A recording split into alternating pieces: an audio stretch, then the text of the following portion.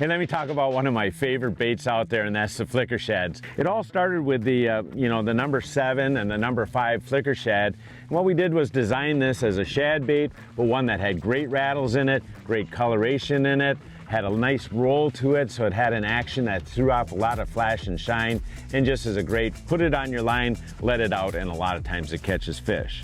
Now the original flicker shads came in 5 different sizes, all the way down from a number 4, 5, 6, 7, and then all the way up to a number 9.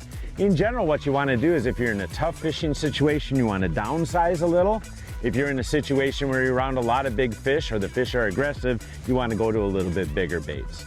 Now, the second set of baits in the family is the jointed flicker shad. Comes in a number 5 and a number 7 again. The key there is that this is a little bit more aggressive bait. With that jointed tail on it, it's really going to swing around, have a little bit more snaky action to it. And then the final bait in the family is the shallow flicker shads.